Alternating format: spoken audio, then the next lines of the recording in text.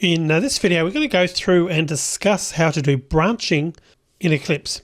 So the first thing we're going to do is we're going to actually check out another project. So let's go to the browser and go to GitHub's website. And I'm going to choose another repository because I want to show you what an import looks like when it's a project that has been set up already in Eclipse. Because if you recall, the previous project we set up wasn't an Eclipse project, and we had to create another step to follow another step to get it to work. I'm going to do a search for Java tutorial again. And I did check before I started the video, and this second repository rather here happens to be in Eclipse, so we can actually copy that into our project. So let's so we want to fork that first. Okay, so we're now using our version of the code, and as normal, we want to clone it. We need to copy the link. And then we're going to go back to Eclipse. And we're going to come down here to Git repositories. Select on the clone and Git repository. Information is helpfully auto-filled because we pasted it into the copy, into the clipboard. Click on Next. We're just going to leave the default selected, which is master. The directory we're going to put it into is workspace Java, and that's because the repository was called Java and we didn't try and rename that at GitHub. And click on Finish. And noting that I've also got, before I do that, I've got this import all existing Eclipse projects after clone finishes selected. So I'm going to click on Finish. This time note that we've got two extra things that have happened automatically here. We've got this easy mock and this Java PowerShell, and they're actually both part of this repository. So because this was an Eclipse project, you can see that Eclipse was able to automatically import that and add an entry up here in the Package Explorer. We can confirm that by just opening it up. Navigator. You see there's a settings there, and it was basically in the right format automatically already, because it was saved in Eclipse, and that just saves us that extra step of having to right click as we did for the other project and click on New and Java project. Alright, so that's just an example of when you import a repository, how it can be more than one package that will show up in Package Explorer or Navigator. So it's part of the one repository still. So let's open this out now. We're going to open out the branches, both the local and the remote tracking. Right, now this is usually the best place to start creating and looking at branches. So we're going to start by creating a new branch. So when you're creating a branch, you need to specify which repository the branch is being created from. So in our case, I'm going to click on this master under local, going to right click and click on create branch. And you can see it tells us what the source is. Branch name, I'm going to refer to it as branch-L. And the L is to signify that this is going to be a local repository only. We aren't going to be deploying that to GitHub. Now you wouldn't necessarily do that in a real world scenario. I just want to name it that so we can be clear when we go through this video and see the lists of branches, which one's which. And because I'm not going to be deploying this, I'm not going to configure the upstream for push and pull either. I'm going to leave that out. Now the other thing here is this check out new branch option. If you leave that checked, then automatically that new branch will be checked out and you'll be working on that. So I'm going to click on Finish to show you how that works. So notice here now under local, we've got a new branch, branch-L. It's got the same commit ID as the master because indeed it is identical to that because we based it on that repository. The little tick here indicates which is the current branch. So if I wanted to change back to master, I could right click master and click on checkout. And I'm now working on the master branch and not the branch L anymore. So just to confirm that these are different branches, I'm going to go back into the branch again, right click, click on checkout. We're going to open a file, customer.java is fine. I'm going to make a change here. We won't deploy it, but this is a test, but I will save it. Alright, so we've made that change. We now need to deploy the change to the repository. So I'm going to come up and commit that, so git commit. And we'll just put added comments in customer class. We're going to commit only because we only want to commit to the local repository. And what we need to do is specify the file that we're going to put in there. And that is customer.java. Now, I haven't changed those other files, so I'm not sure why they're changed. Actually, I can see what we need to actually decide whether we're going to include those in here or not. So I'm going to actually click on Java. I'm going to add that to index. We'll just leave those other two alone for now for this demonstration. You click on commit, so we're only making the change to customer.java. Okay, now looking down here, we notice the branch has now got a different commit ID than the master, which tells us that they're different to each other. And we can confirm that by leaving customer on the screen, clicking on master, right-clicking, and clicking on checkout.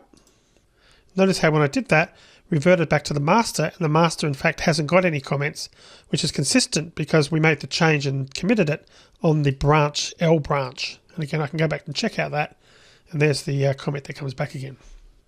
All right, so continuing on now, let's create another branch. We'll base that on master. We're going to right click, click on create branch. I'm going to call this one branch-LR1. I'm going to actually upload this to GitHub. So I'm going to click on configure upstream push and pull. Now you don't really necessarily need to do that now. You can do that at a later time when you decide to push, but because I know in advance for this particular branch, I'm going to be doing that. I'm going to leave that configured. And I'm going to set it up by default, so it's going to merge upstream commits into a local branch. So in other words, any changes that it finds, it's going to commit and merge them back into this local branch, which is exactly what we want. And I'm going to check out the new branch as well. Click on finish. All right, so at this point now we've got this local branch, which still is only a local branch, so it hasn't been committed. If we go back to our repository and do a refresh on GitHub, we've still only got the one branch. I can click here to see a list of branches. As far as GitHub's concerned, it's still only got the one, which is master. So we need to actually push that if we want that change to go through. So what I'm going to do is select the branch and click on push branch. Now I could also have gone up to Git and done a push to upstream as well, but I'm going to actually push the branch. So branch LR1, right click, push branch. And it's telling us what's going to happen. It's going to source is the branch LR1, which you can see from the ID here is the same as the master branch at the moment. And it's going to be going to the remote repository on GitHub. And the branch name on the remote is LR1, so you could change that if for some reason you wanted to. We're going to leave these options which were originally configured. Merge is the one we want. Click on next. You're confirming the result that branch LR1 has gone or moved over to the branch LR1 as a new branch on GitHub. So click on finish now. Well, actually will finish, I should say, once we've completed this next step. Click on OK. And notice what's happened down here. We've now got an origin/branch LR1, which indicates that it's now been uploaded to GitHub. So we come back here now and reload that page again. Notice we've got two branches here now, so I can click on branches.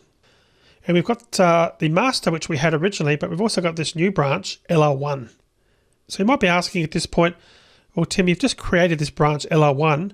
Why does it still say that it's been updated 2 years ago? Well, the reason for that is that this is a copy of that other branch. So no changes have been made to that branch at all. So consequently, it's just the branch name that's changed, but the last update to the branch actually occurred 2 years ago. So that's why it's saying it's been updated 2 years ago, because that in fact is the last time an artifact has been changed. All we've done is created a new branch that points to those changes that were made 2 years ago. All right, so let's go back. The other thing I want to show you is this little option here. We can drop this down now, and notice we've now got a branch here. We can do the same thing here. We can click on that to go to another branch if we want to, or back to master. The other thing we can do, which we're going to do now, is we're going to create a couple of branches here on GitHub. So let's create one first. We'll say branch, call it branch-R, which is going to stand for a remote branch that we're not going to put into our local repository. And notice when I did that, you can actually do a search there. So if you've got lots of branches, that was a search, but because it didn't find one, we've got this option to create a branch. So I can actually do just that. I can click on create branch, and it automatically checked out that version, as you can see. So we've got 3 branches now. And let's create one more. So branch dash, we'll call this one LR2, indicating that this is going to be both a local and a remote repository. So we are going to be creating that back in Eclipse. Click on create. We've now got those branches, a total of 4 branches there. And again, confirmation that we can see that on this page, there's the various branches. Now, they are all identical, however, they are different branches.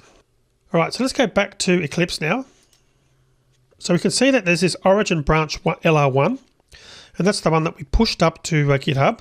And the original one, origin/master, was already existing in Eclipse when we cloned the repository. So how do we get access to these other ones that have been created by GitHub? Bearing in mind that branches can be created by other developers, so if you were working in a team, you'd probably want to see the other branches to be able to work with those branches. Well, the way we do that is we can come up here to Git, and we can click on Fetch from Upstream. Click on that, and you can see that it's found 2 branches here, branch LR2 and branch R, both of the ones that we just created a few moments ago on GitHub. So I'm going to click OK to that. Now you can see we've got, in terms of our local branches, we've got the master branch that we already had, we've got the branch L that we created, and we've got the branch LR1.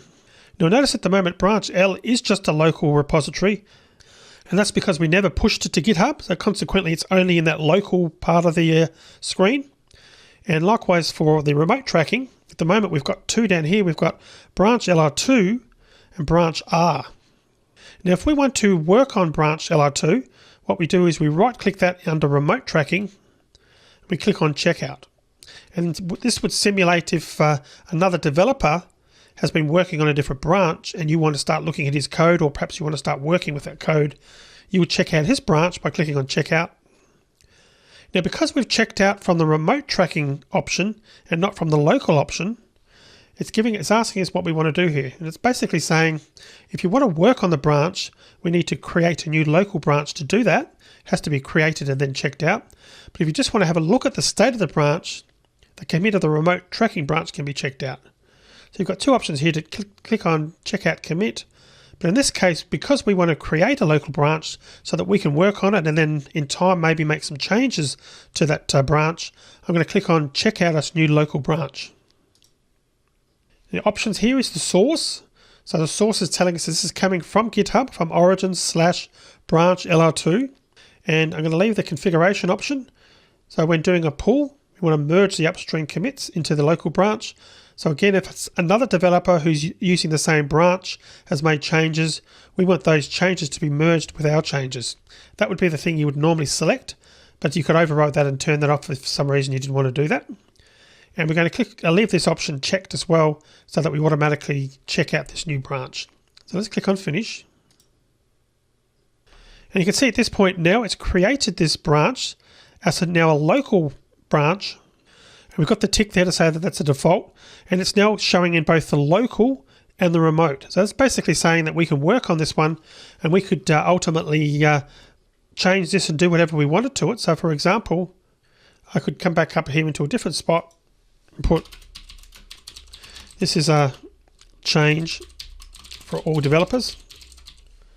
I'm going to save that. Let's go ahead and actually add that. So I'm going to right click that and click on add to index. I'm going to commit this and we'll put special developer change. I'm going to click on commit and push. And what that's going to do is save the repository both locally and remotely. Or save the change, I should say, to both. And you can see that we've got that change has taken place. And click on OK. So in customer.java, this is a change for all developers. And if we actually go back, now we're in the branch LR2, you can see that it has been updated. Let's go into there to make sure that it was changed.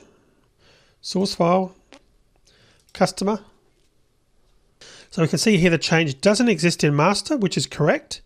And if we choose another branch, branch R, the change also doesn't appear there. But going back to branch LR2, where we actually saved it to, where we pushed to, we can see the change has appeared in there. So going back to Eclipse again, we can see that it's obviously showing for that to repository for branch LR2. If I choose another repository instead, click on checkout to that one, the change then disappears, which we'd expect. And that's because the change has only been made to that specific branch. Okay, so the last thing that I want to show you now before I finish the video is how to delete a repository. So in the case of deleting a local repository, that's actually quite simple. So this branch L, which we remember hasn't been committed, hasn't been pushed to GitHub, we can just right click it, select delete. Now you do need to make sure that it's not the current one. So if we come up here and make this the current repository by checking it out, when I right click it, the delete menu disappears. So make sure that you're selecting another branch and go back to the branch you want to delete locally, right click and click on delete. We'll click on OK to that. We're only messing around with the local one. Now in terms of deleting a remote one, there's a couple of steps. We can delete these, the link, say LR2 for argument's sake. If we wanted to delete that, we could right click that and click on delete.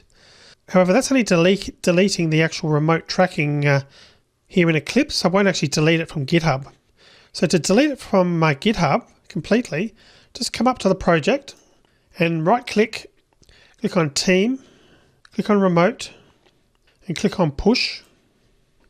Okay, making sure that we've got the right repository, which obviously we have. Click on next.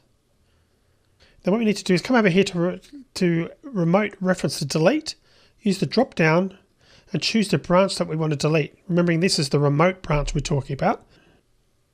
Let's just delete the branch R instead, which is the one that was only remote. So I'm going to click on that. Click on add spec. So we're basically adding telling the push that we want to delete references to branch-R. Click on next. Branch R has been deleted here. So we should find that will disappear shortly from remote tracking. But then when we finish, it's going to push that change to the remote repository, deleting the remote repository. And you can see branch R is deleted and it's been removed from remote tracking. And lastly, to actually delete both the remote and the local, you still need to go through the same process we did before. So right click, team,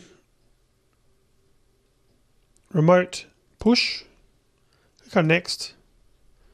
We choose the reference we want to delete. So let's try deleting LR2 because we know that exists in both. Add the spec, click on next, click on finish, click on OK. And that's only deleted the remote tracking. We still have got a local repository branch. We'd need to click on that, right click and delete that as well if we want to remove it from our computer. We can do that, click on OK.